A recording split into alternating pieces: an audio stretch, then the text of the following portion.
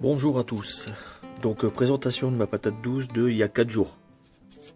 Ma première vidéo sur comment faire germer la patate douce. Donc là on peut voir qu'au bout de 4 jours, il y a déjà de grandes racines. Voilà. Donc ça c'est celle du jardin. Celle du magasin, zéro. Zéro, à part que là on peut commencer à distinguer que les petits points blancs que vous voyez, c'est les racines qui vont arriver. Donc c'est plus long, parce que je l'avais pas nettoyé. Avec l'anti-germinatif qu'il y a dessus. Celle-là non, donc forcément on gagne du temps, mais c'est pas grave. On a le temps, on est dans le nord, donc celle-là sera en avance.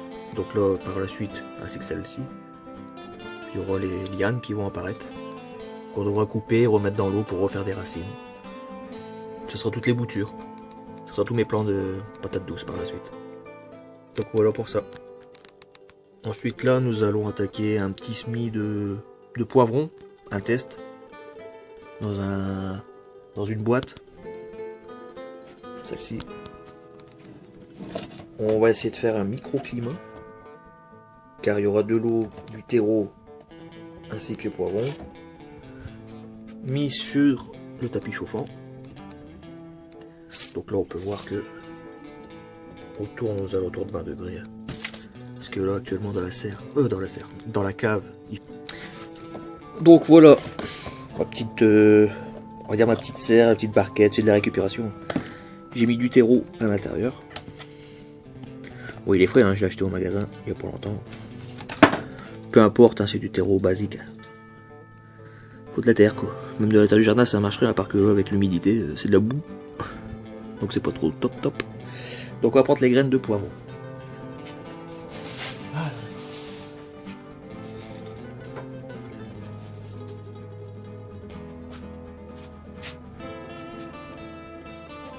Hop. Donc ça ce sont... Bon, ça c'est la tige, parce qu'il y a encore des graines dessus. J'ai laissé sécher à l'intérieur dans mon armoire à semis, puisqu'il fait bon. Du coup ça s'enlève facilement. C'est ceux de l'année dernière. Bon ça c'est ceux achetés au magasin, c'est des jaunes. Donc j'ai envie de tester, vu que j'en ai un champ. Donc je vais tester ça. On va mettre comme ça. Vous voyez tout ce qu'on récupère dans un seul poivron. Bon c'est ça, c'est ceux du commerce, c'est pas des... À mon avis c'est des F1 ou des hybrides. C'est pas le top. J'en ai des vrais, mais ça je les ferai au bon moment. Pour pas les perdre, parce que j'en ai pas beaucoup. Mais ils coûtent cher. Parce que mes graines là actuellement, je les achète chez Cocopelli, une association que tout le monde connaît. Qui défend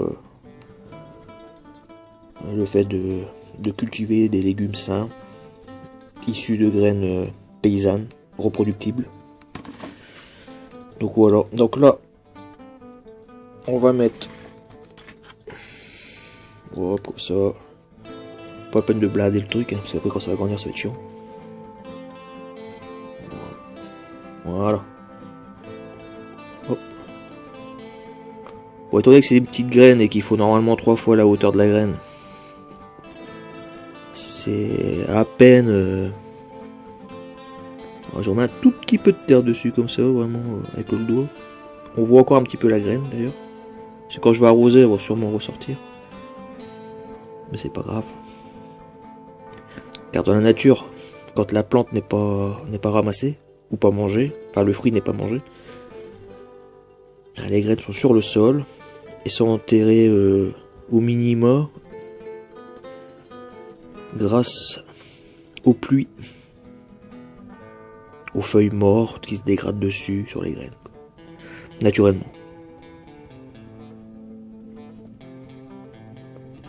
Voilà. Maintenant que j'ai fait ça, on va voir un petit peu les graines.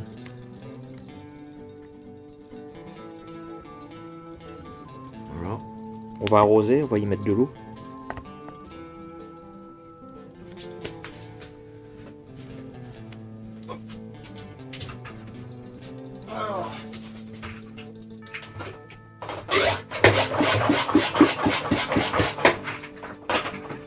On sort la petite arrosette.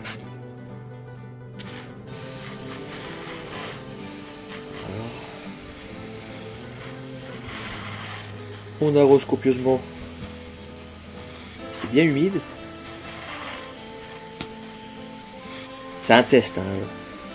Mais bon, avec tout ce que j'ai appris et tout ce que j'ai vu, ça devrait fonctionner.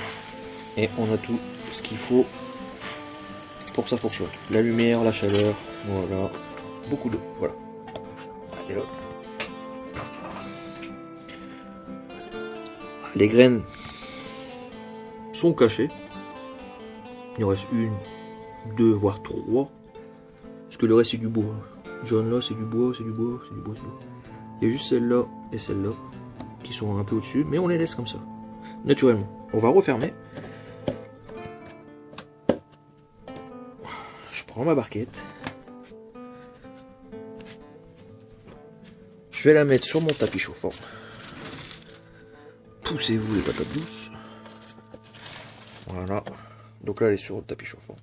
Et on va laisser fermer comme ça tout le temps. Et humidité, chaleur fermée, ça va créer un microclimat à l'intérieur. Donc j'aurai pas besoin d'arroser normalement. S'il faut, bah, je le ferai. Mais normalement, il n'y a pas besoin. Voilà. À la prochaine vidéo pour voir l'évolution des pousses de poivron au mois de janvier. À bientôt.